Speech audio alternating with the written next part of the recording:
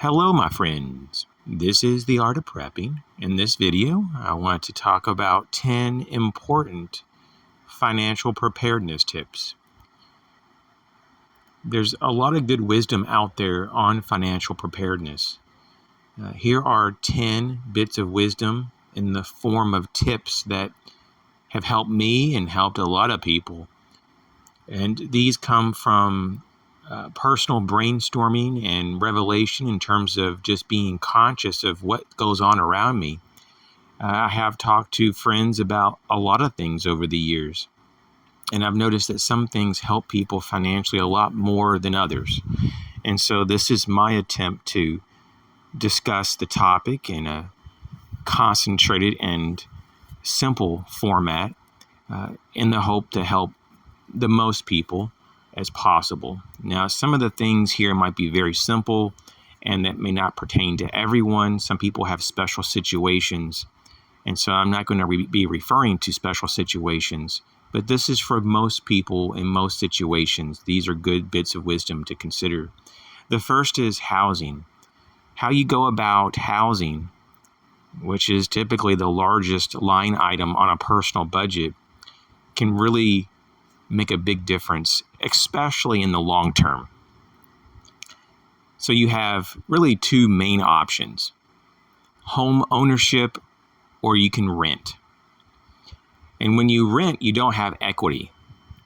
But when you're a homeowner, you do.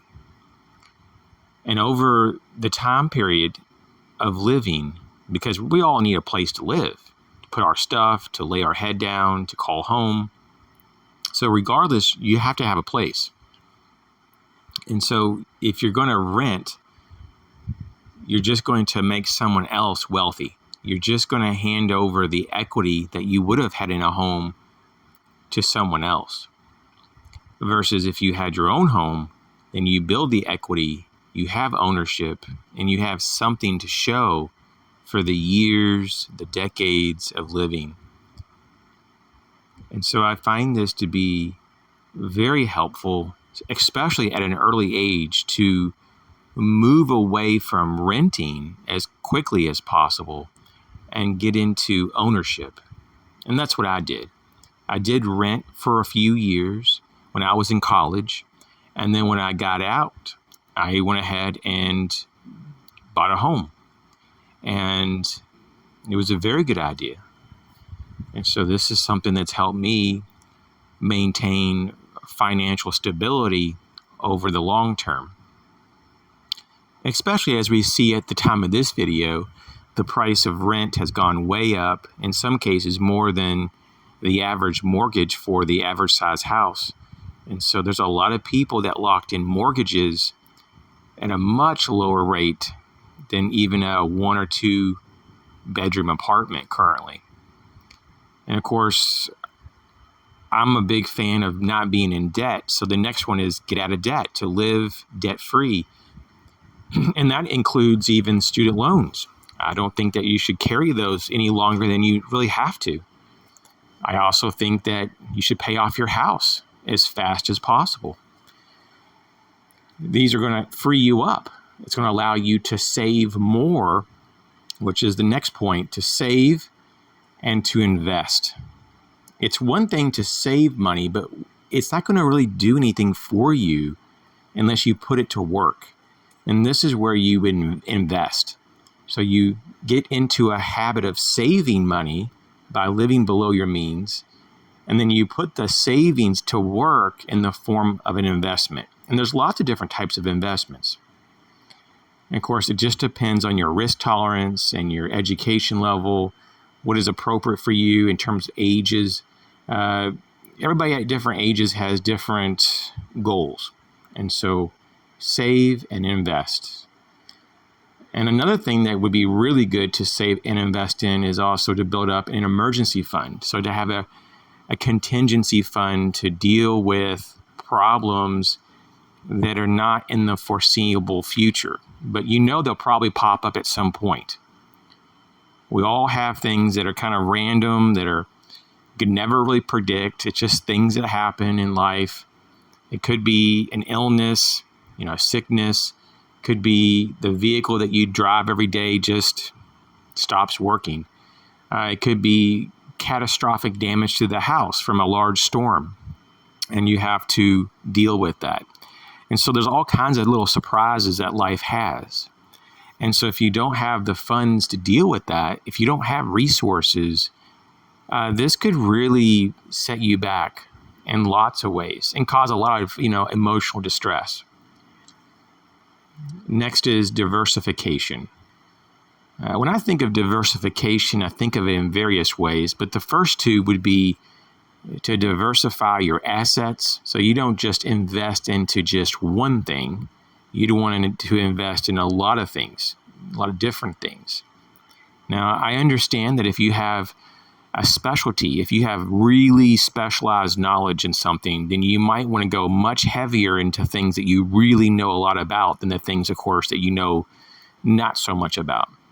And so I would encourage you to really just focus on things that you do know. So if you're really into real estate, then you probably should invest more heavily into real estate. But there's also a different other type of diversification, and that is skill sets. So you can diversify and have several skill sets that are of value to the community. Because if something happened to your current job, you could transition to a different type of work, and it would still provide you and your family the means to live comfortable, and it would reduce the burden of any type of suffering that might come about if you didn't have another skill set. So I like to look at things like have your primary skill set and then also have a secondary or tertiary skill set just as a backup.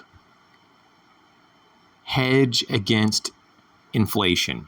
Inflation is going to be with us. It's pretty much has been with us ever since we've been off the gold standard, but it seems to surge off and on in recent years. And so we should always have in our portfolio a hedge against that. We should have that figured out, that we account for that phenomenon. It's basically a hidden tax is what inflation is. So this is something that we have to just be mindful of.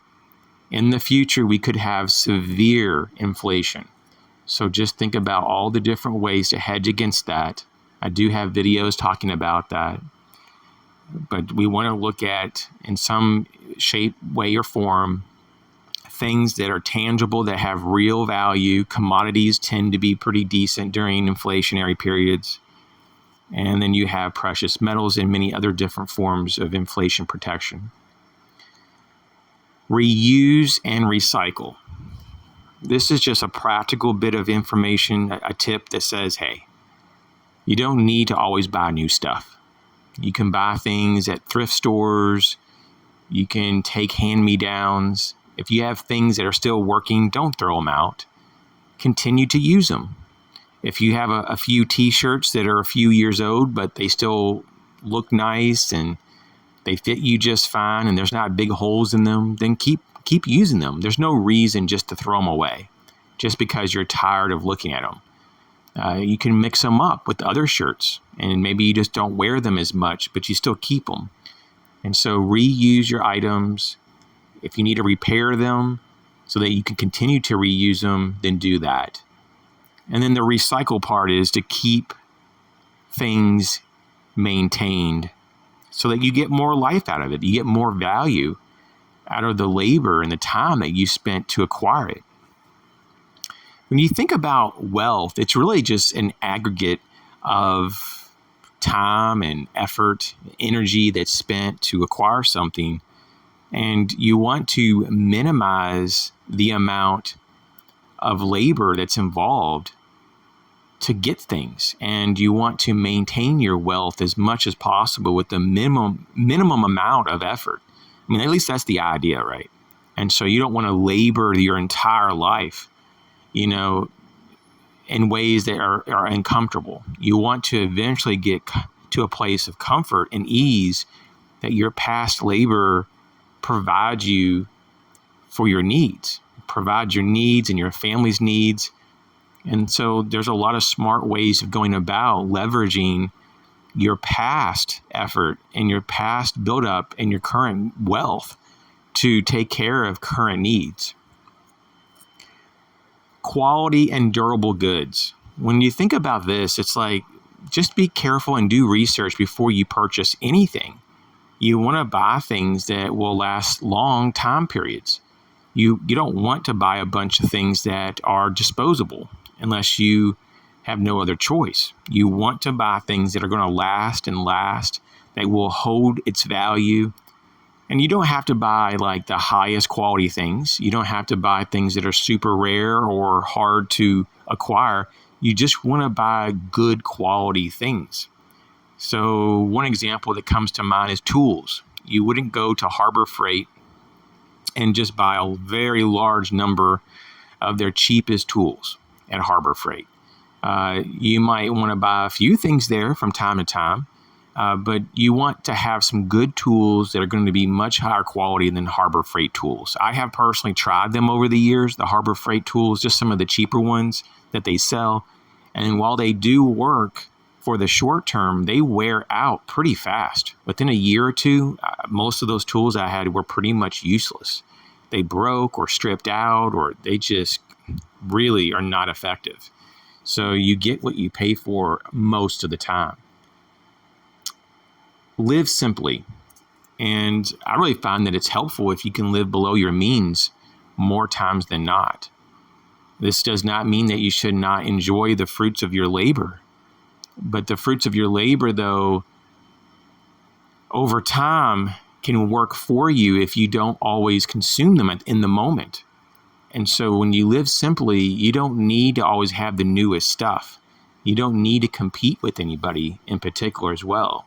You can very easily and simply just be okay with what you have and what you're doing and who you're with.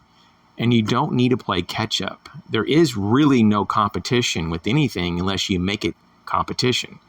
And so I would encourage everyone to just find peace with their life. Just find peace with where they are at and to enjoy what they have and who they have in their life. And it's very simple. And you can go many years without buying much at all. And when you do that, you're able to save and invest the difference. And so later in life, you can care for yourself and your family, so you're not going to have a burden on anyone else. You can also do charity work and help other people in great ways in the family or outside the family.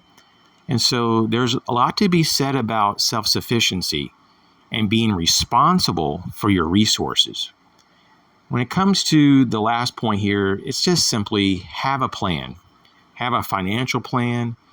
Have a roadmap. You don't need to have it ultra detailed, but there are some things, especially in the next 1 to 3 years, that you should have some goals and deadlines and some details.